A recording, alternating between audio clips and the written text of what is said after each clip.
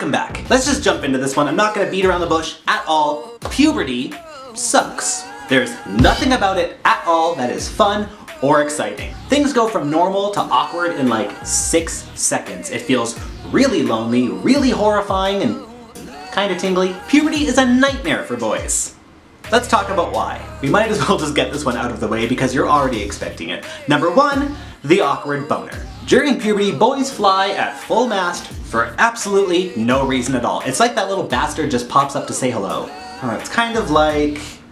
Do you remember having that friend in school who was with you through thick and thin but loved to embarrass you in front of as many people as possible?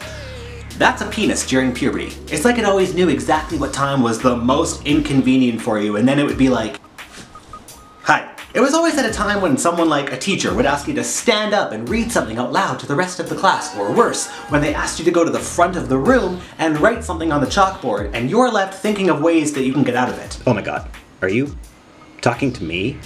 I could maybe wrap my sweater around my waist. Oh, I'll tuck it into my belt. Ha, wait, what if my shirt pops up? Maybe I could pretend I'm having a stroke. No, that's stupid. I'll put a book in front of it. Ha, genius. So embarrassing. And it happened a lot. Like, we've all heard the terrifying stories of girls who are going through puberty and they get their period in the middle of class, which I agree is horrifying. But that's a horrifying experience that you go through once, maybe twice a month. Still terrifying, but for every boy, at least once in every single class, we are sitting there hoping and praying that some other poor schmuck is gonna get called up to the front of the room so he can salute the class instead of us. We've all sat there having silent conversations with our crotch, telling it that if it pops up right now, we're gonna be so embarrassed and people are gonna make so much fun of us, it's never gonna get used. And despite what some people believe, we don't even have to think of anything to make it happen. You can just be walking down the street and a gust of wind will gently brush your cheek and boom, you're walking at a 45-degree angle for the next 90 minutes. Oh, and by the way, that's painful sometimes. If there are any teachers out there watching this, please do all of the boys in your class a favor and stop making them stand up to answer questions, especially the male teachers out there. You know what they're going through. You've been through it. Give those poor kids a fighting chance to get through high school without getting a nickname like Whack-A-Mole or Trouser Tent. Trouser Tent. And to all of the boys out there who are trying to figure out how to get through this horrible situation without being embarrassed, don't worry, it gets better. Kind of. I mean, you're never going to be able to bargain with it completely, but sooner or later it's going to take a nap and then the blood will flow back up into this head and you can start thinking cohesively again.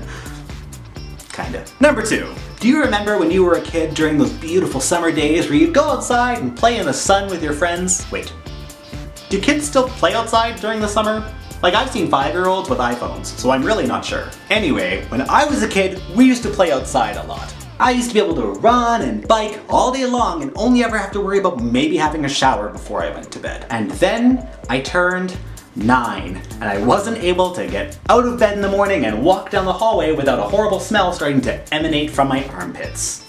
That was gross. The body odor that happens at puberty is such a real thing that even as an adult, I feel like I need to apologize to everybody who was near me when I went through puberty because it probably smelled like I just rubbed my armpit with trout. With everything else that sucks about puberty, you'd think we'd at least get one thing that was like vanilla or cinnamon or coconut, but no, it's all foot sweat and underarm bacteria. It stinks. It stinks. Number 3.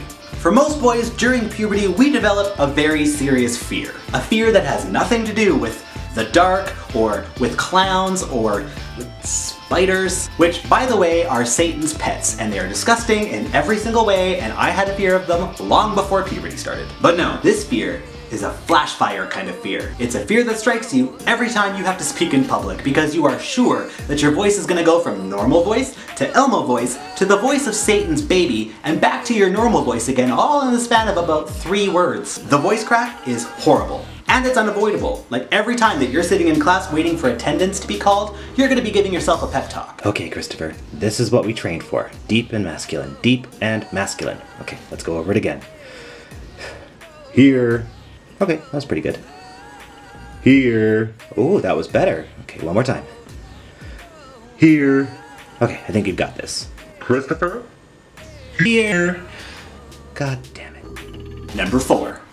See how I did that with a deep voice? That was deliberate because I was worried my voice was gonna crack, and I'm 30 and I don't want it to happen. Something that people don't really talk about when it comes to puberty is how you get real clumsy real quick. Growth spurts start and your feet start outgrowing your body and they turn into these horrible little flippers on the ends of your legs, and you start to feel like maybe your mom had an affair with a platypus, but you can't ask her about it because every time you try to walk, you trip and land on your face, and when you're not falling on your face, you're busy trying to hide a surprise visit from Mr. Boner. Oh, that's accurate. There's never going to be a time in our lives where we have less control over our limbs than we have at puberty, because we're basically just an awkward, lanky, squeaky-voiced octopus trying to navigate dry land with a boner. Number 5. I'm going to make this one short and sweet. To all of the boys out there who feel like you are a master at secretly taking care of your, private explorations, yeah, you're not. Everyone knows why you spend a little extra time in the shower now.